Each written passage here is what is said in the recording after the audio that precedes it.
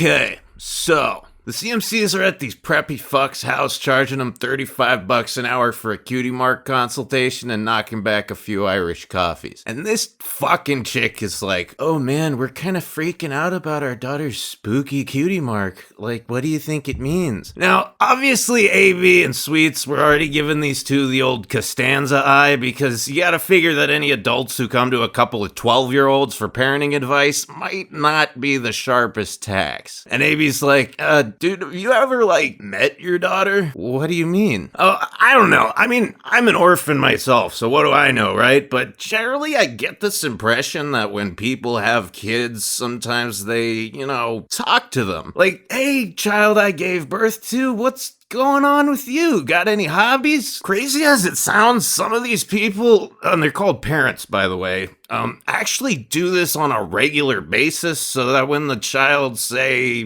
I don't know, goes through some kind of personal rite of passage that essentially determines what she's going to be doing for the rest of her life, they can be like, oh, hey, congrats on being good at that thing you like that we totally know about. Now, I'm not knocking you guys or anything. I'm sure you got lots of dinner parties and wine tastings and school reunions to go to, and I mean, priorities, am I right? But can't you recall maybe ever having a passing conversation with your daughter that didn't revolve around who's taking care of her for the evening? To put that more succinctly, you're shitty people. That's what I was going for. Anyway, the girls are swaggering around the town, just having the bants and giving each other props because they aren't even teenagers yet and they're already running a business. And Scootle is like, wow, dude, we're pretty awesome. I mean, there are people twice their age who haven't accomplished half of what we've done and never will because they're broken messes of emotional confusion who spend their entire adult lives trying to escape reality through counterculture, nostalgia, and weird obsessions. And Apple Bloom's like, that was an oddly specific example, but I agree. And Sweetie's all, yeah, man, we're great and all, but I just can't shake this feeling that something unusual is about to happen that'll put all this knowledge and confidence we've earned to the test. What makes you say that? I don't know, dude. It's just this weird vibe I get a couple times a year, and it always happens on a Saturday, oddly enough. And Scoots is like, dude, check it out. That bird has a cat's ass. So Sweetie's like, man, maybe we should go hang out somewhere else. I mean, griffins are shitty people. Dude, that's racist. It's not racist if it's just fucking true. Then this happens. The Cutie Mark Crusaders!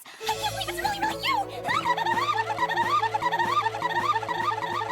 And so we see how right Sweetie was as this vicious beast violates the poor fillies in a merciless act of non-consensual hugging. So this is Gabby, a charming young moe catbird with a heart of gold who's come to Ponyland in search of some expert advice. And she's like, oh my god, you guys, I am so stoked to be here. You ponies spread compassion like it's herpes or something, and I want you to give me one of your tramp stamps so that I can find my purpose in life. Dude, what kind of operation do you think we're running here? If you want a tattoo, go to a tattoo parlor. If you want a venereal disease, go see Vinyl Scratch. Sorry, dude, I used some bad analogies there. It's from being around griffins all the time. Most of us are shitty people. I fucking told you, Apple Bloom. Anyway, I just think ponies are so nice, and I want to be just like you guys, and it's become my dream in life to get a Cutie Mark so I can... Not gonna happen, bro. You're a griffin. Dude, that felt kind of racist. She's just like that sometimes. I'm sorry. Sorry, bro. I didn't mean it like that. Give us a minute, and we'll go talk to our crazy friend who lives in a bigger treehouse. Apple Bloom, come here. So, Gabby bounces for a sec.